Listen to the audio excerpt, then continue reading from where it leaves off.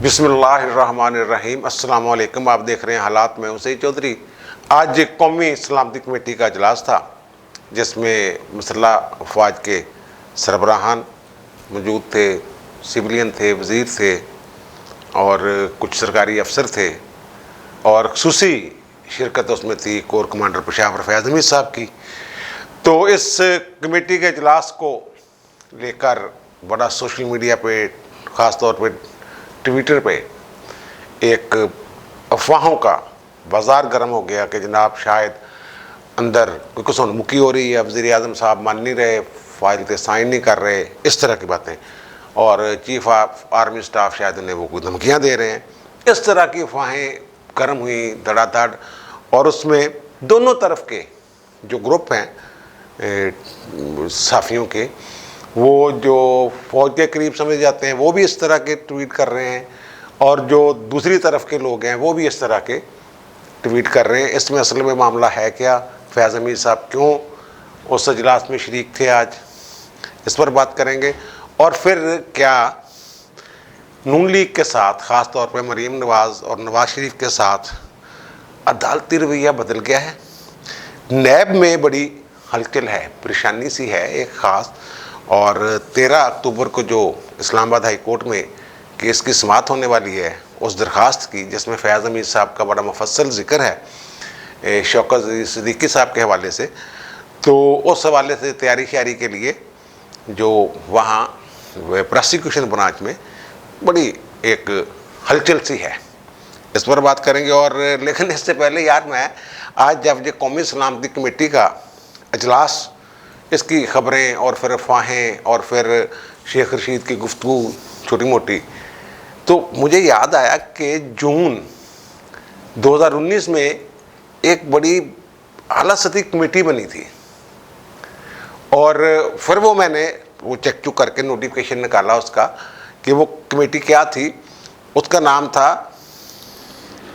National development council थी जनाब। वो इस्लामाबाद 13 जून 2019 को जारी हुई थी और गज़ट ऑफ पाकिस्तान में एक्स्ट्राऑर्डिनरी ये छपी। वज़ीर आज़म साहब ने एक मंजूरी दी थी इस कमेटी की, जिसके 13 अरकान थे, और इसमें चीफ ऑफ आर्मी स्टाफ साहब भी शामिल थे। बड़ा उस वक्त ये गलगला हुआ था, शोर हुआ था कि जनाब ये जो सिविलियन गवर्नमेंट है उसकी किसी काउंसिल में या कमेटी में चीफ ऑफ आर्मी स्टाफ का क्या काम, ये तो कोई सलामती के हवाले से काउंसिल नहीं, ये तो वज़ीर आज़म ने अपने अंडर एक काउंसिल बनाई और ख़ुद वो उसके सरबराह हैं। इस कमेटी का काम था तरक्याती कामों के लिए हिकमत अमली तय करना और पॉलिसियाँ तश्कील देना। इस कमेटी की फिर ख़बर आई नहीं कोई, इस कमेटी ने क्या पॉलिसी बनाई है। इसमें वो एक पेज वाली जो बदनामी वाली बात है ना, वो इसी तरह की काउंसिलें और कमेटियाँ बना के जिसमें फ़ौज के बड़ों को शामिल करके ये तासर दिया गया या देने की कोशिश की गई कि जनाब जो भी पॉलिसी बन रही है वो दोनों GH की और वज़ीर आज़म हाउस मिलकर काम कर रहे हैं। वो ऐसा एक ठप्पा लगा बदनामी का।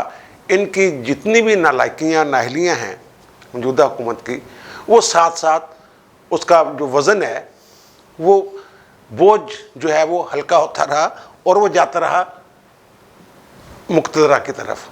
और हमारे अवाम जो हैं वो एक मोहब्बत में गिरफ़्तार हैं फ़ौज की, तो वो भी जनाब फिर वो बात खुल के करने से थोड़ा सा कतराते हैं, डरते हैं।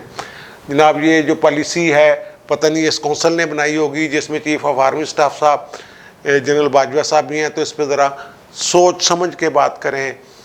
फिर वो आवाज़ें बंद हो जाती हैं प्रेस कॉन्फ्रेंस के दौरान, और सारे मामला ये तरह चलते रहते हैं। तो अब वो कमेटी के मैं ढूंढ रहा हूँ कि इस कमेटी ने क्या हिकमत अमली बनाई थी, क्या जो मुल्क का ये बेड़ा गर्क हुआ है। तमाम तरक्याती प्रोजेक्ट रुके हुए हैं। सी पैक पे चाइना सर पकड़ के बैठा हुआ कि यार ये कर की रहे ने। जो मंसूबे अब तक मुकम्मल हो जाने चाहिए थे वो कुछ तो ऐसे हैं जो रोड के साथ के मंसूबे थे वो अभी शुरू ही नहीं हुए। जो मुकम्मल हो जाने थे, जैसा मैंने अर्ज़ किया, वो बीच में लटके हुए हैं। इस तरह का मामला है। वो इस कमेटी के खाते में, ये कमेटी या तो तहलील कर दें या कुछ करें या कुछ भी है, जिसकी जो भी कारकर्दगी है वो दिखाएं ना हमें, अवाम को। वो ऐसी कमेटियों की और कौंसलों की जो कारकर्दगी है या जो गलत पॉलिसियाँ, इनको तो 56 कंपनियों पे पकड़ लिया, शहबाज शरीफ को जनाब फलां पे पकड़ लिया, फलां पे। अब अपनी दफ़ा जो तो साड़ी बारी आई तो घुग बोल पिया, वो पंजाबी में कहते हैं। जब अपनी बारी है तो नैब आर्डीनेंस में तरमीम ही कर दी कि जनाब जो वज़ीरों की कमेटियाँ होंगी, जो वज़ीर आज़म साहब फैसले करेंगे, जो कबीना फैसले करेगी, उस पर पकड़ नहीं होगी। इस वजह से कानून के तहत शहबाज शरीफ रमज़ान शुगर मिल से फारग हो जाएगा। उसमें यही है ना कि नाला बनवाया था शुगर मिल के लिए, अपनी शुगर मिल को फ़ायदा देने के लिए, वो कबीना की मंजूरी से था। वो तो जो बेल जब उनकी हुई है उसमें यही लिखा हुआ था, ये था कि कसूर है यार। तो अब ये कौंसलें, कमेटियाँ, ये वो जो भी उन्होंने किया हुआ है, जो भी सरकारी खजाने, कौमी खजाने को नुकसान पहुँचा हुआ है, वो तो साकिब निसार तो नहीं अब न रहा। साकिब निसार की अदालत तो है नहीं कि वो कहें जनाब सारा खर्चा है ना, तो लो वो ये क्यों हुआ, वो क्यों हुआ, फलां क्यों हुआ, इस तरह की बातें। और दूसरा वो मैंने कहा था, नैब वाले जो हैं वो थोड़े से परेशान हो गए हुए हैं। वो जो बेंच है इस्लामाबाद हाई कोर्ट का, उन पे भी बड़े लोग जो बातें करने वाले हैं, किसी का मुँह तो नहीं पकड़ा जा रहा। कल के परसों मैंने उस पर वीलाग में जिक्र किया था कि कुछ कह रहे हैं जनाब साकिब निसार के जूनियर रहे हैं बतौर वकील, कुछ और बातें कर रहे हैं कि ऐसी ऐसी ऑब्जर्वेशनें दी हुई हैं कि हमारे सिस्टम पे बैठ के हंस रहा होगा नवाज शरीफ लंदन में कि देखो मैं कि मैं निकल के आ गया वगैरह वगैरह। तो गेम किसी और तरफ जाते हुए रिमार्क्स, ऑब्जर्वेशन, मैंने कहा था ऑब्जर्वेशन या रिमार्क्स की बुनियाद पे कोई ये नहीं सोचना चाहिए कि क्या फ़ैसला होने वाला है। ऐसा भी हुआ है कि रिमार्क्स एक तरफ जा रहे हैं, फ़ैसला दूसरी तरफ आ गया है। तो वो जो एतराज़ ख़त्म किया है मरीम नवाज़ की दरख्वास्त पर, वो यही है ना कि एक तो फ़ौज के ख़िलाफ़ पिटीशन नहीं हो सकती, ये लिखा हुआ है आइन में, और दूसरा ये था कि नई ग्राउंड्स नहीं ली जा सकती। जो एक दफ़ा अपील में जो ग्राउंड्स ले लें वो वही उन्हीं को आगे बढ़ाना होता है। देखना होता है कि मुतहद अदालत के फ़ैसले में क्या कानूनी सुकम है। बस ये इतना अपील का इतना होता है, दायरा जो होता है उसकी वुसअत इतनी ही होती है। लेकिन अब इन्होंने एक बिल्कुल नई चीज़ कि जनाब ये तो रेफरेंस ही गलत बनाया गया था, बदनीति से मुझे इसमें शामिल किया गया और मियां नवाज शरीफ को, और उसके पीछे फैज़ हमीद साहब थे जो मिले हैं उस वक्त के सीनियर जज शौकत सिद्दीकी से, और शौकत सिद्दीकी साहब का बयान अल्फी सुप्रीम कोर्ट में है। तो ख्याल ये था नैब का कि शायद ये एतराज़ात जो हैं ये बरकरार रहें। अब ख़तरा ये पड़ गया हुआ है कि कहीं अदालत इन बातों से मुतासर तो नहीं हो रही जो ये मरीम कर रही है या जो दरख्वास्त दी है, तो ये क्यों एतराज़ ख़त्म करके उसको काबिल समाअत उन्होंने बना दिया है। अब इस पे एतराज़ क्या करेंगे, क्या कानूनी नुक्ते ढूंढे जा रहे हैं, तो वो बैठे हुए हैं नैब वाले, जमा तफरीकें कर रहे हैं। और ज़ाहिर नैब के जो चेयरमैन है वो भी साबिक जज हैं सुप्रीम कोर्ट के।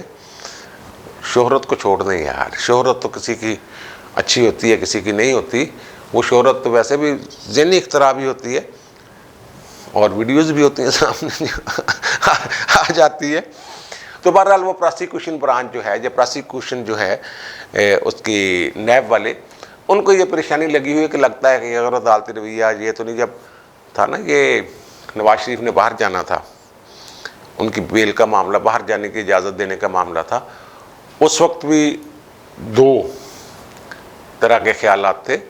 एक फवाद चौधरी वाले जैसे लोग थे जो समझ रहे थे कि नहीं बाहर नहीं जाना चाहिए, दूसरी तरफ कुछ लोग थे कहते नहीं वाकईतन बीमार हैं।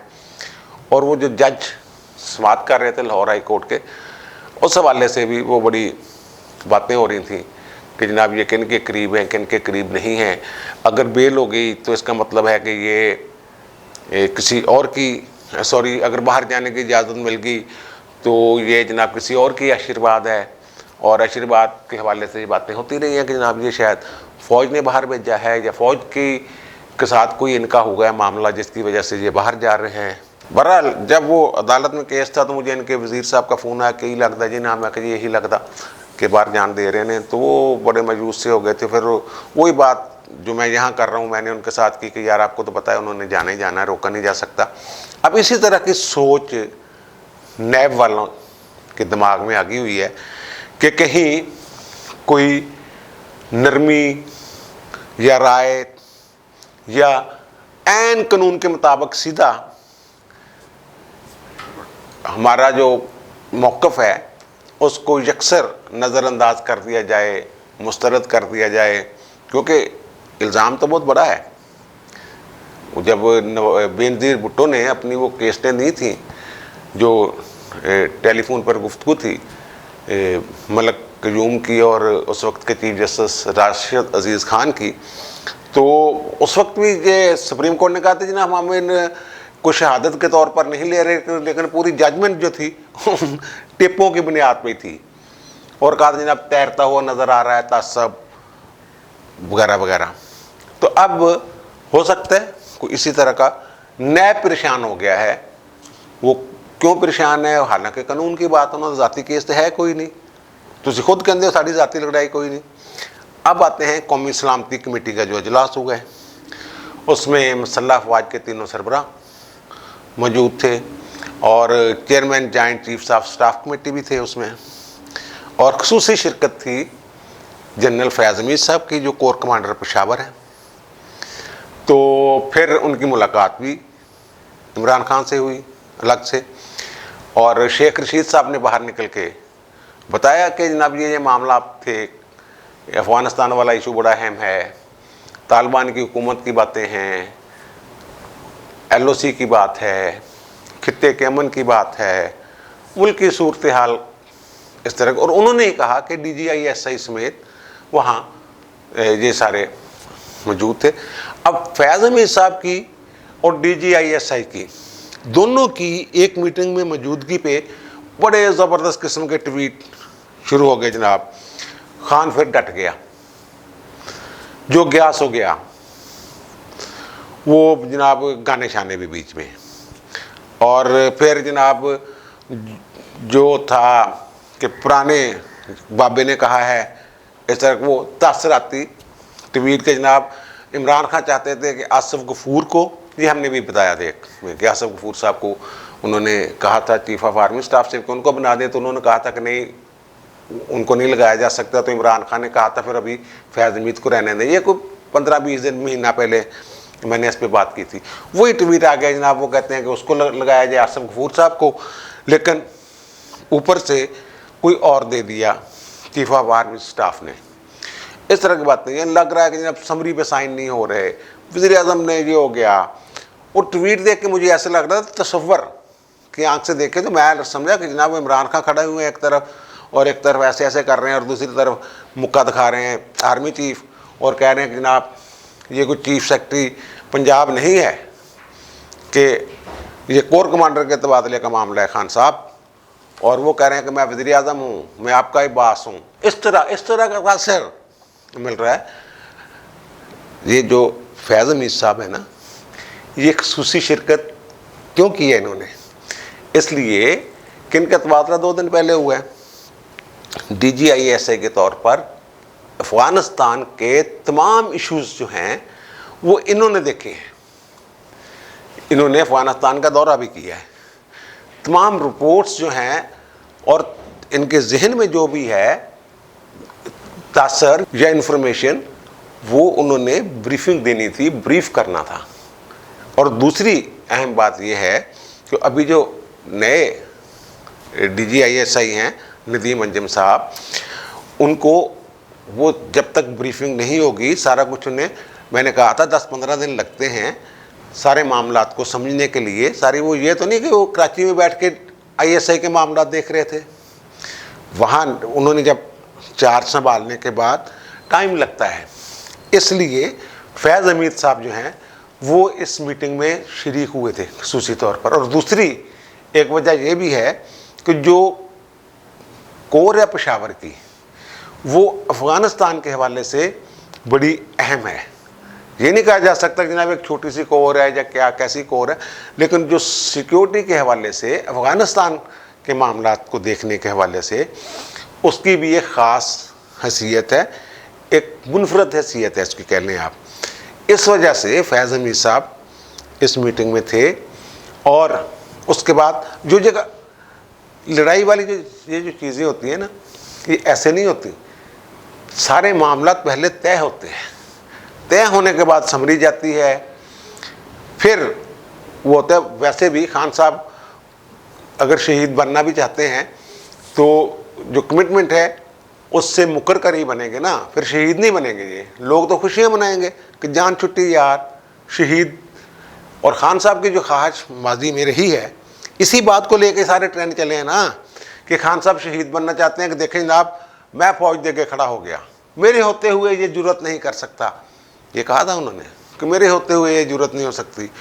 بھائی انہوں نے کور اس کو دے دی ہے. اور انہوں نے پھر فیاض حمید صاحب نے ملاقات بھی کرنی تھی عمران خان صاحب کے ساتھ، الوداعی. وہ ملاقات بھی اسی تناظر میں ہوگی کیونکہ وہ باس جو تھے آئی ایس آئی کے چیف کے طور پر، ان کے باس تو عمران خان ہی تھے. تو وہ ملاقات بھی انہوں نے ان کی خدمات کو سراہا کہ ویل ڈن. جو خبر آئی ہے کہ ویل ڈن فیاض حمید، بہت اچھا کام کیا آپ نے بطور آئی ایس آئی چیف. اب میں نیک خواہشات کا اظہار کرتا ہوں کہ آپ کور سنبھالیں جا کے پشاور کی. بہرحال یہ ایک چلا ہے ٹرینڈ. 2-3 گھنٹے جو ہے قوم کے دماغ کا وہ بنتا رہا ہے. لسی کیا کہتے ہیں اس کو، دہی، بلکہ لسی بن گئی. دہی نو زیادہ رگڑ دیے تو پھر وہ بن جاتی لسی. تو لسی بنی رہی ہے. لیکن میرا خیال یہی ہے، اور جو میری ایک وزیر سے بات ہوئی ہے وہ کہہ رہے ہیں ایسی کوئی بات ہی نہیں. ہو سکتا ہے مجھ سے چھپا رہے ہوں، اگر ہے تو ظاہر ہے یار سینئر بڑے بڑے سینئر صحافی جو ہیں وہ یہ ٹویٹ کر رہے ہیں. کوئی عام وہ بی کلاس یا سی کلاس نہیں، وہ بڑے بڑے اینکر، بڑے بڑے لیکس والے اور بڑے بڑے پروگرام کرنے والے ٹی وی چینلز پہ اور خبریں بریک کرنے والے صحافی ہیں کہ جو کہہ رہے ہیں کہ جناب وہ کوئی پھڈا پڑا ہوا ہے. لیکن وہاں کابینہ کے وزیر نے کہا یہاں تو سکون ہے، کوئی مسئلہ نہیں ہے، ایسا کوئی ہے ہی نہیں. وہ تو ہو گیا جو ہونا تھا، وہ تو ٹرانسفریں ہو گئی ہیں. یہ مجھے انہوں نے کہا ہے. یہ کہتے ہیں نوٹیفیکیشن نہیں ہوا، وزیر صاحب کہہ رہے ہیں کہ ٹرانسفریں بھی ہو گئی ہیں یار. ٹھیک ہے نا. اب دیجیے مجھے اجازت، انشاءاللہ ملاقات ہوگی دوبارہ دوسرے ویلاگ کے ساتھ. اللہ حافظ.